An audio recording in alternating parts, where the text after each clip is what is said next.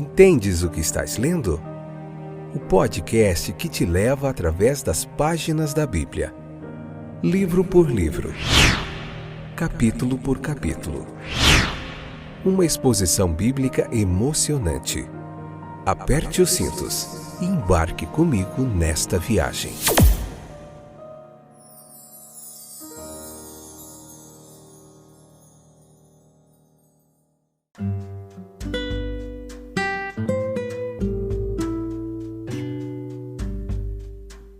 Nessa rica oportunidade que Deus nos concede, a gente está aqui para meditar mais um pouquinho na Palavra de Deus. Hoje, Atos dos Apóstolos, capítulo 16, parte 3. Joia demais, esse capítulo está muito especial. Que bom que você voltou, você não pode perder nenhum episódio. Eu acho que são 4, se eu não me engano, episódios, onde a gente se aprofunda bem nesse texto bíblico. E você encontra tudo isso aí disponível de forma gratuita no Spotify, na Deezer, na Amazon, na Apple Podcasts, no YouTube Studio. Em todos os distribuidores de podcasts está sendo espalhada a palavra de Deus, o nome de Jesus está sendo glorificado, lugares remotos sendo alcançados. E é bênção demais. Hoje a gente vai falar, dentre muitas outras coisas, sobre 5 verdades de Filipos. Hoje, Atos capítulo 16, parte 3, episódio de número 841, 10ª temporada. Fica aí até o finalzinho, que tem muita coisa legal da palavra de Deus para a gente meditar. Nós aprendemos aqui que a verdade sagrada, ela é, às vezes, encontrada em lábios irreverentes, versículo 17. Às vezes em tom de zombaria, como no caso desta pobre escrava filipense. Ela provavelmente, você pode ler lá do versículo 16 ao 25 desse capítulo 16, ela provavelmente retomou as palavras que ouviu Paulo usarem num espírito de obscenidade. Ela repetiu. E assim homens às vezes pregam ou cantam com o espírito de mera zombaria e uma alegria indecente.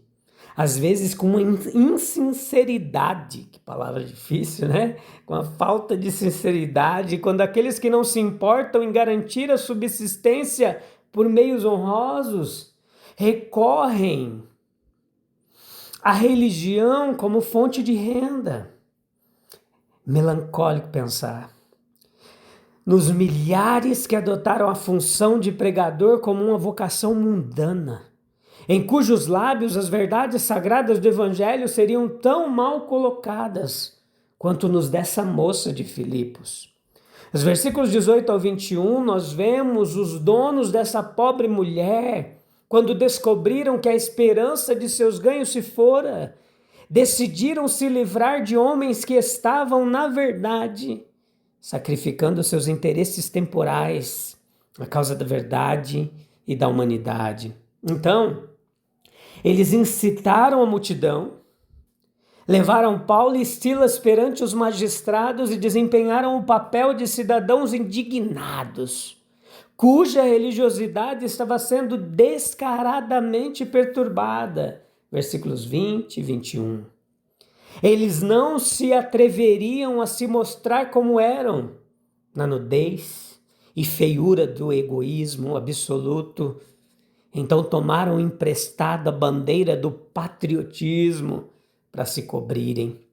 O pior desse tipo de sofisma é que os homens em pouco tempo enganam a si mesmos, mesmo que não enganem seus semelhantes. O pecado logo se impõe. Ele tenta se mostrar benevolente e humano quando é mercenário e cruel. Sim, o eu ignorantemente imagina que pode extinguir a verdade pela força, violência. A magistratura de Filipos, bem sustentada pela violência da multidão, versículo 22, fez com que a verdade, na pessoa de seus defensores, fosse espancada, aprisionada. Sem dúvida, imaginou que haveria um fim para essa nova e perigosa doutrina.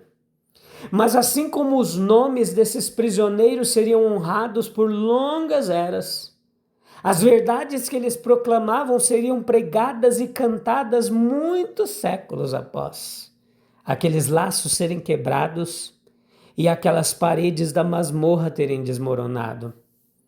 Quão vão é o tribunal dos magistrados, o flagelo, a prisão, quando é a verdade viva do divino Redentor da humanidade que os homens estão tentando sufocar ou matar.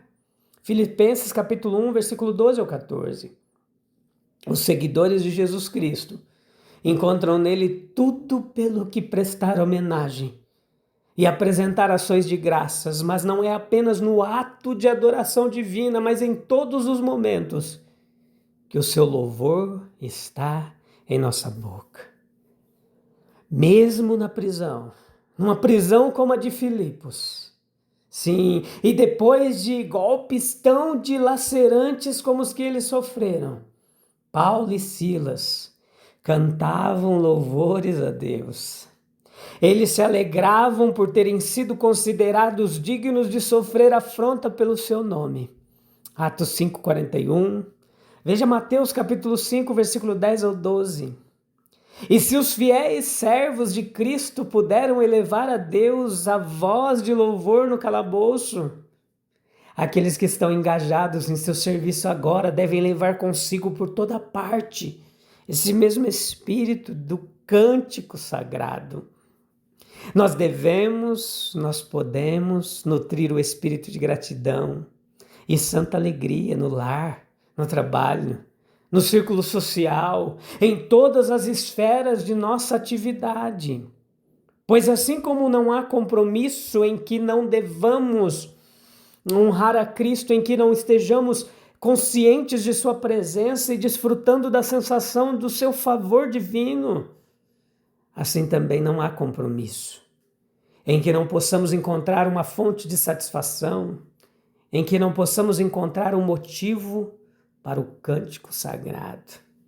A vida cristã abundante, ela transborda para o benefício de todos. E os presos os ouviram, versículo 25. Não que Paulo e Silas cantassem para o benefício deles, mas era que a felicidade abundante no sofrimento por Cristo transbordava e se fazia sentir por todos ao redor. Como esses homens, cujas bocas se é que se abriram, sem dúvida proferiram juramentos e maldições, devem ter ficado surpresos e talvez tomados de vergonha ao ouvir esses dois presos cantando salmos de louvor. Se nossa vida cristã deixar de ser o riacho pobre e raso que é, e se tornar o rio forte, rápido e sempre fluindo que deveria ser, então nós viveremos para abençoar os outros, mesmo quando estivermos apenas agindo para expressar as nossas próprias almas. Versículo 16 ao 18.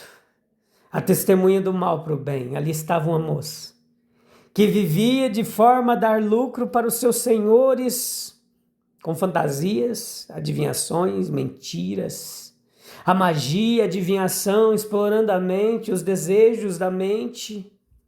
Em vez de conduzir a mente à verdade, levando ao hábito de adiar a verdade para o artifício, o interesse, é uma conduta oposta ao do verdadeiro cristianismo.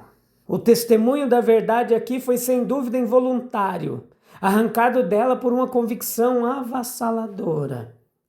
Assim, a verdade não raramente vem de lábios estranhos. A moça, ela sentiu o contraste entre esses homens e ela.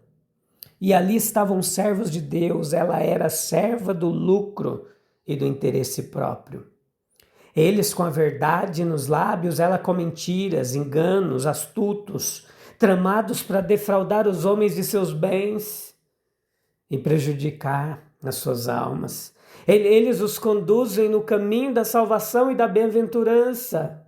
E ela, a decepção, a ruína. A conduta destes homens de Deus aqui nos dá uma regra. Não pode haver comunhão. Portanto, nenhum pacto, nem mesmo um compromisso momentâneo entre luz e trevas. A verdade não precisa de tal auxílio e nunca se soube de tais artifícios para impulsionar seu andamento. Os elogios devem ser desconfiados pelo obreiro de Deus.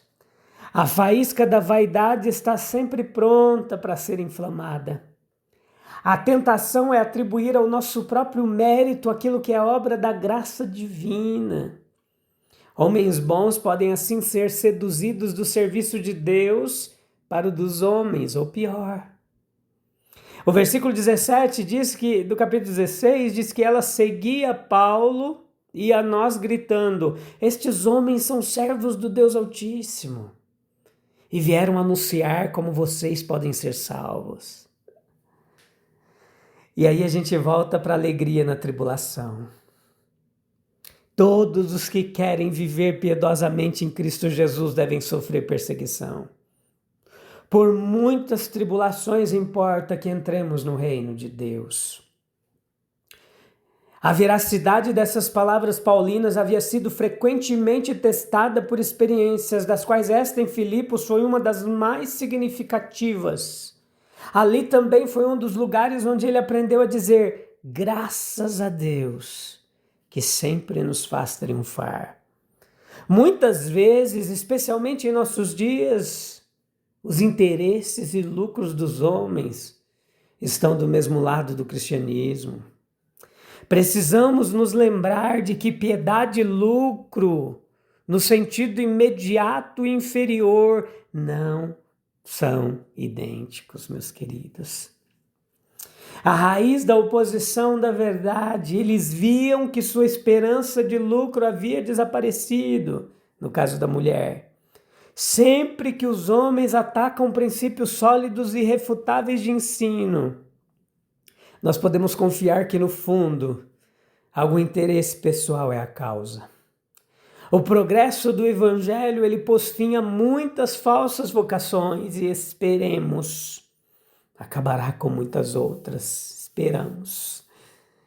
As armas da falsidade são falsas acusações, deturpações.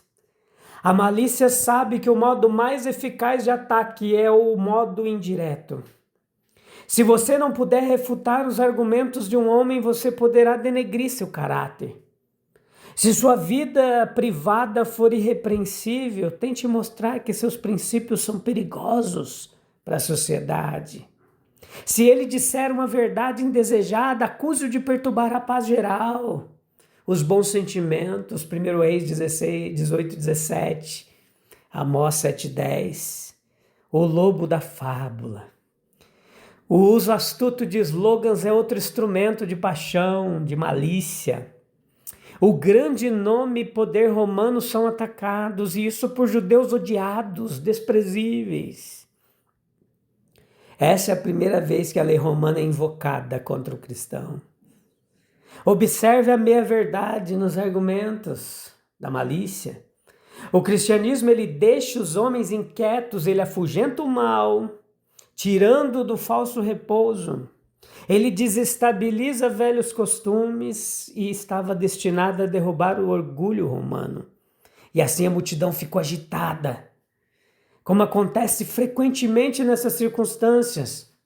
Em meio a gritos de raiva, rajadas de indignação, os apóstolos foram maltratados, suas vestes rasgadas, foram espancados e lançados na prisão num confinamento apertado.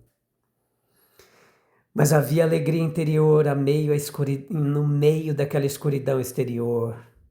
Havia liberdade interior mesmo na prisão física. À meia-noite, Paulo e Silas oravam e cantavam hinos. O que parece ser a porta da morte do inferno foi convertida pela oração e pelo canto na porta do céu, na avenida para o paraíso. Não é o lugar que santifica o Espírito, mas é o Espírito que santifica o lugar.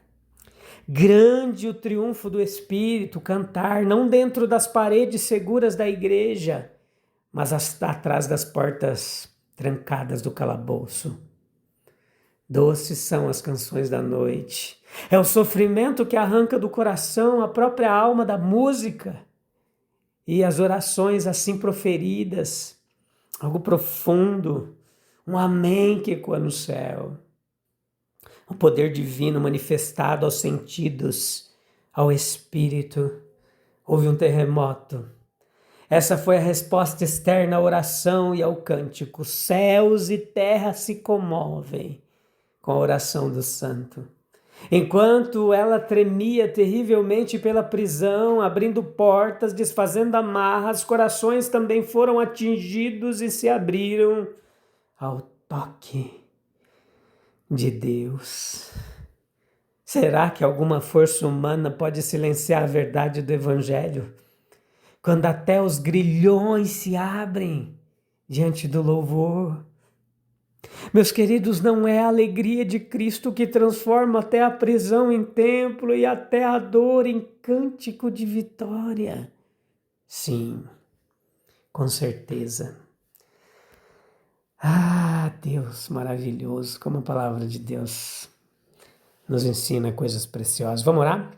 E a gente encerra mais um episódio para a gente poder finalizar aqui com oração e a gente volta no próximo episódio para continuar meditando mais nesse texto. Ainda a gente vai falar do carcereiro ali da prisão e a obra que Deus fez na vida dele. Senhor, poderoso, maravilhoso, dá-nos um coração que louva em toda circunstância, uma fé que não se dobra diante da perseguição e uma vida tão cheia do Teu Espírito que até os que estão ao nosso redor sejam alcançados pela Tua graça, pelo Teu poder e pela presença poderosa, transformadora, edificadora, renovadora e regeneradora do Teu Espírito Santo. Em nome de Jesus, amém, amém, amém. É isso, a gente volta no próximo episódio juntinhos para continuar meditando mais a palavra de Deus. Um abraço, Deus abençoe, até breve. Tchau, tchau.